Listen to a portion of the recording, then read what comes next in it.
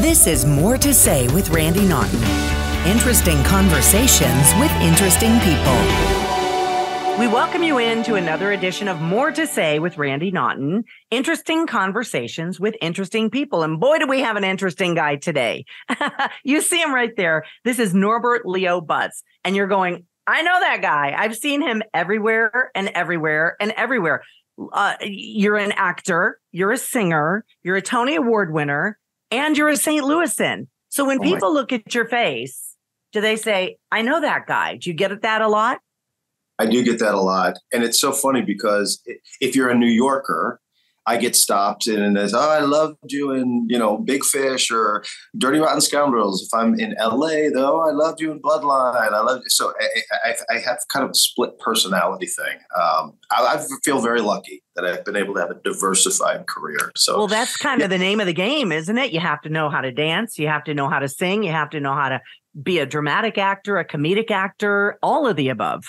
Totally. And when I talk to young actors and young performers, that's what I tell them. I'm like, cast a wide net, learn how to do a little bit of everything. It's a tough business. I mean, this is not an easy profession. And so the more skills, the more tools you got in your toolbox, the longer you can, do this thing. And you do teach acting students, right? You give them some of your philosophies? Well, yeah. Yeah, I've taught adjunct at a lot of colleges around me. I'm up in New Jersey. Well, right now I'm in Florida, as you see, with this lovely Florida-themed boat behind me. But yeah, I live just outside New York City in New Jersey. Seton Hall is basically in my backyard. I live in South Orange, New Jersey. So a lot of the schools up there, I do adjunct teaching, and I love that too. So yeah. That's great. And who knows, someday one of your students might end up being as successful as you, and you're going to be, oh, I did that. That was me.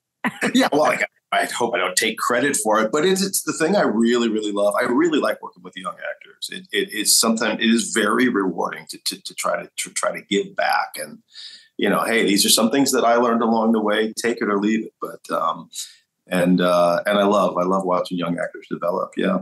That is something that I kind of adopted as well in my journalism and broadcast career, 40 years spanning. If, I've been mentoring a young journalist and they said, oh, well, the radio station wants me to read the news, but I want to be on TV. I'm like, no. Say yes to everything until somebody gives you a reason to say no. Amen, Randy. I tell that all the time. Sometimes with young people, young actors starting out, it's I don't want to take that job, or that's below me, or I'm going to wait for a film. It's like it doesn't work like that. You haven't earned the right to say no. Yes, exactly. Yes. Say yes. Say yes. Oh. Say yes. So yes. I want to ask. You are one of 11 children in your family. I come from a large family as well, of 7, but certainly not 11. Do you find that because there were so many siblings in your family and you were it's just, I can't imagine dinner time. I know what it was like at my house, but do you think that's why your career took this trajectory, because you kind of felt like you wanted to stand out from the crowd, even in your own family? I've talked to my shrink for years about that very, very fact. And I do think that that's a part of it. Growing up in these great big Catholic family, very loving family. I'm still, I'm down here visiting one of my little brothers right now. But I do think there's something about being a part of a big crew like that. Keeps your ego in check, right? Oh, heavens, yes. Yes, you have to learn to. They don't care that you won 2 Tonys. Hello. No. They do not care. And you got to hustle. As a kid, even for the attention, we had to hustle for our food. Dad, if you didn't get that last piece of bread, someone else was going to swipe it. Heck yes. So I think it gives you a great work ethic. I started working, I think, when I was 12 or 13, delivering groceries. I do think coming from like that large middle-class Catholic background has really helped me in good stead over the years. Gives you a work ethic. It keeps your ego in check. A lot of gratitude you got to keep, and just hard work. We were taught it at a young age. And I do think something about trying to get attention. I definitely think that's it. And all performers will tell you that. No doubt about it. So for people who are watching and are not from St. Louis, you are a St. Louis native. I am a native New Yorker, upstate New York. Niagara Falls. I was born in Niagara Falls, New York. My God. I actually have a plate up there of Niagara Falls. I was married at Niagara Falls. Anyway, my family's still back there. And one of the things that people in St. Louis always say is, where did you go to high school? I'm like, what the heck is that all about? So where did you go to high school? I went to Bishop DeBerg, right in South St. Louis. DeBerg is still there. It's barely hanging on now. When I was there in 1985, it's still a huge parochial high school. And with a really good theater department. And I got to give a shout out to Jim Liebrecht. And we had a really, really great theater program. And that's where I really caught the bug. That's where I went to high school. That's fabulous. And I still don't understand the whole where did you go to high school thing. Let's transition to your screen time. You've been in numerous movies, and I know you are limited to speak about some things because the continuing SAG-AFTRA strike. So Correct. If I cross the line, just say, shut up, Randy. Don't ask me that. I'm not allowed. We don't want to talk about that. But one thing I do want to talk about is some of your TV credits where you have appeared. You've played in a lot of crime genres like CSI, Law and Order, Blue Bloods. Do those roles tend to gravitate towards you? Or is it the other way around? Well, early on, a lot of those things that you're talking about, most of my career for the first, I'd say 20 years, Randy, of my career was on stage. I did a lot of Broadway, a lot of plays. I did an MFA in acting. And so I would just you just take what's given to you. You would, and a lot of those shows at the time were shooting in New York, the Law and Order franchises, Blue Bloods. You'd do a play and then you'd get a few days on a series, and that was great. And it wasn't until I was about 40 that I got my first series regular in a show for Netflix called Bloodline. And that was really when I started, you're in front of a camera kind of day in and day out. It's a steep learning curve going from stage work to film and television work. It's highly technical. It's a kind of a whole different game. So early on, again, like we were talking about before, I just took what was given to me. You always say yes until someone gives you a reason to say no. Bingo. I definitely, I do get hired to play. I don't know if it's my look. Who knows why? I get offered to play a lot of heavies. I play a lot of crooks. I play a lot of bad guys. Now I'm playing a lot of cops. And that's just what a lot of the content is. We just people love it. They really do. They love it. But I've been able to branch out and do other things. Since the advent of streaming, television and anthology television and limited series is really where I've been able to be really lucky and continue to work. Yeah.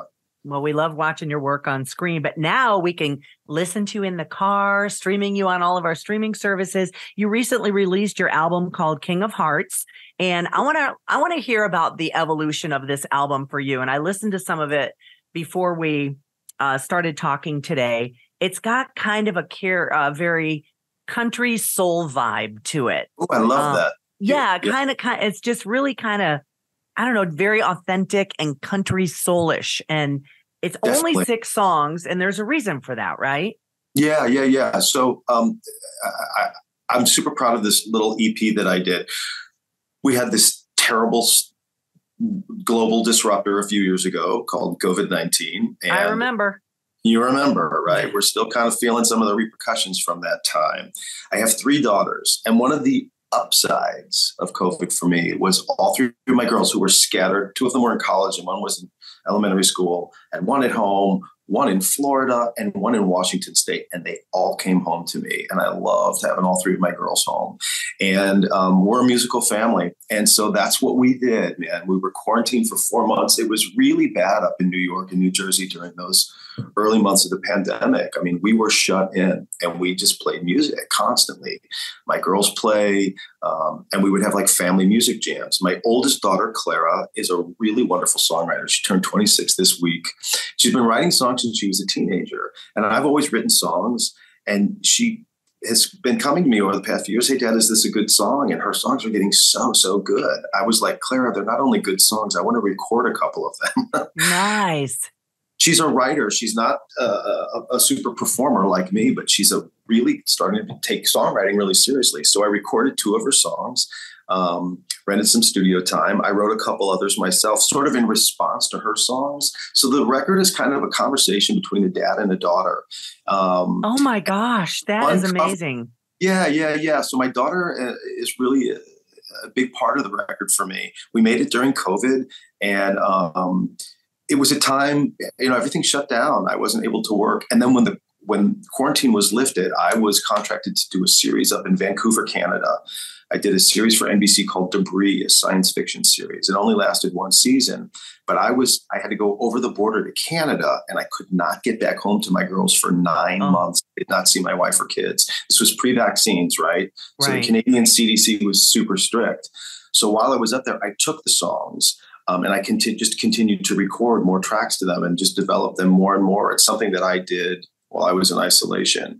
And then I found the classic Dolly Parton tune, 9 to 5. And I found this kind of new take on it based on, it's a really feel-good pop song. It's got that great fingernail on the washboard kind of, on the typewriter kind of funk feel to it. But it was such a terrible time. And I started rethinking of the song through the viewpoint of an essential worker, and how precarious that time was for people working 9 to 5.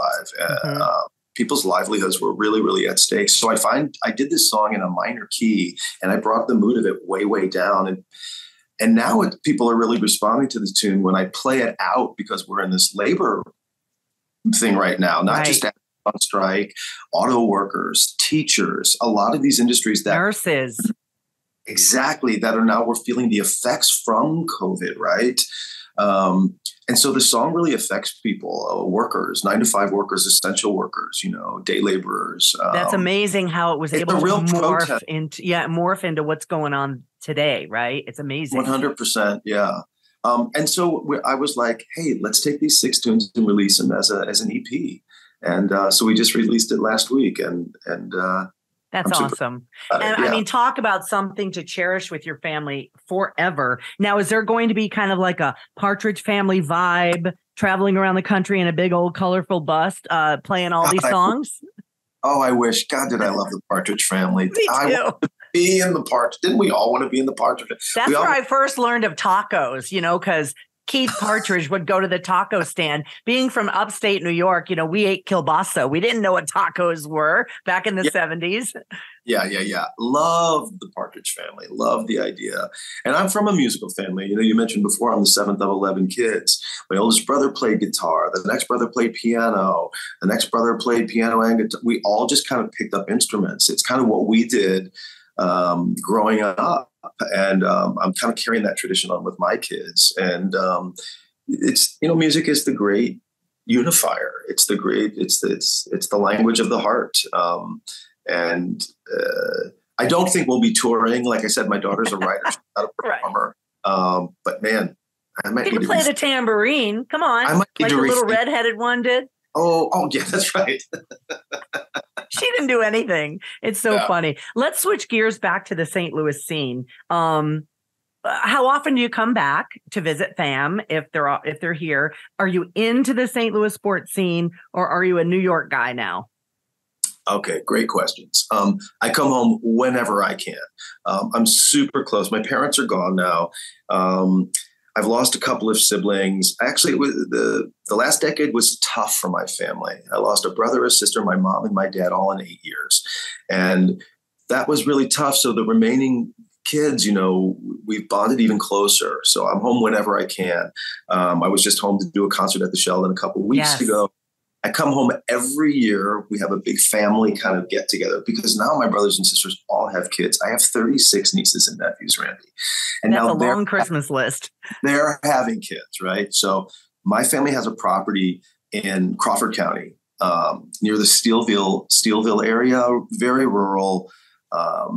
And this property has been in my family for generations now. And we all meet there. It's, we've got 70 acres, in a cabin up there out in the country, and we've got some horses, and we all meet there. It's heaven. It's just heaven, right on the Louisan Merrimack rivers. And we go there with all of our kids for a week every 4th, and it's the highlight of my year. Yeah, that's fantastic. I'm home whenever and wherever I can. Yeah, I still have 6 siblings in St. Louis. So do you go to games? Do you cheer on St. Louis sports teams? How Constantly, does that go? huge. I'm a diehard Cardinals fan. I mean, I live and die by the Redbirds. I love our team. This was a really rough season for us, a transition year. But I was there to the bitter end, and it's going up from here. What I need to get into, my siblings are now all into is it the MSL team that we have now? Oh, St. Louis City SC, which has just inaugural year has gone crazy. First place, kicking butt. 3 of my siblings have season tickets now. I've had to go to games, but haven't been in town long enough to make one. Good luck getting a ticket. They're tough. Like I said, I've got some connections. 3 family members, I think, have season tickets there now. Can't wait to do. And in fact, I was home doing a concert at the Sheldon a couple of weeks ago when I was flying out. They asked me to come sing the national anthem or the anthem before the game, and I couldn't make it. So that's on my bucket list too. That'd be awesome. Well, be prepared to stand up the whole time, because that's what they do. Okay. Being from South St. Louis, of course, soccer, St. Louis, the birthplace of soccer, basically. Did you play when you were growing up? Every single year, we went to, I was in St. Stephen Protomartyrs Parish. That's where we all went to elementary school. So CYC all the way through. Baseball, basketball, soccer every year. When I got to high school, I went to Bishop DuBourg. We had a really competitive soccer program, and I was cut from our soccer team. I was devastated, and I switched to running. I became a really competitive runner. Oh, wow. But I love the sport. Love the World Cup. I'm a diehard fan. Big soccer guy. Do you watch Welcome to Wrexham, the limited series with Ryan Reynolds? And it's a documentary on it's fantastic. So can you believe that guy went and bought a league? He bought a team. What a story. It's fantastic. And if you're a soccer fan, a football fan, you really must watch it. I highly recommend it. Not to name drop. Name dropping is really tacky. Mick Jagger told me that one time. Don't ever name drop. No, I'm kidding. But I did meet Ryan Reynolds a couple of times, and a hell of a nice guy as well. Well, yeah, he just seems like a genuine dude, and he's so much into this. A super cool guy. One of the guys, when you meet like great big celebrities and you hope they're as cool as they think, he's one of them that's actually as sweet and cool as you. I'm kind of getting the vibe that you go into that category for me right now, because you know what? We've never met, and you don't know me, I don't know you, but feel like we're vibing here. I feel like we're kind of vibing here. Whenever I hear anybody is one of 7 kids, it's a language, right? It's just gosh. No BS. You just, you don't need bells and whistles. You just lay it out there. Yeah, I've been kind of known to just kind of lay it out there and say what's on my mind. Let's get back to your acting. And again, I know with the ongoing SAG-AFTRA strike, you are limited on what you are able to talk about. Recently released The Exorcist and upcoming. Okay, are you allowed to talk about The Exorcist? Is that the one where your name is Norbert? Well, so here's the thing about my name. My professional name is Norbert Leo Butz. That's right. And that's my birth name. My dad was also Norbert Butz. So Randy, check this out. I love that. I love that name, by the way. It's such a cool name. Well, you're in a very small minority. Here's my brothers' names are, I have 7 brothers: Steve, Mike, John, Tom, Tony, Tim, and Jim. I got Norbert, and I'm not the first one. I'm the 7th, but I was born in 1967. I was the only one in all of 11 of us that my dad was actually present, because men could not be in the delivery room prior to 1967. So he witnessed my birth. He was so moved. He begged my mom would get pregnant basically every year. And dad would be like, can we name this one Norbert? She's like, hell no, I'm not naming a baby Norbert. Sorry, it's not going to happen. Baby Norbert. Can you imagine? Baby Norby. I love it. Yes. So mom finally relented. My dad really wanted to name me Norbert, but we had the same name. We were both Norbert Butz with nothing. So when I became an adult and was buying my first house, our credit reports would get confused. Oh. I had a couple of saucy letters from girlfriends written that my dad would get in the mail. I had to use the Leo to differentiate my dad and I for legal and personal reasons. Wow. Well, I want to hear more about those saucy mails. You get a love letter in the mail to Norbert Butz, and my dad would open it up and read the mail. I'm like, Dad, that's mine. So I've always used the middle name professionally and personally to sort of, it certainly is unforgettable. You won't mix it up with anybody, right? That's the truth, man. It's to my knowledge, I am the only Norbert Butz in SAG-AFTRA. I definitely will say that. I love it. Okay, I want to ask you about this, and again, if you can't talk about it because of the strike, shut me down and shut me up. There's going to be a new Hulu thing about Aaron Hernandez, tragic story out with the Patriots, and you are playing Patriots coach Bill Belichick. That is true. All right. That is blasphemous in St. Louis. You know that, right? I know.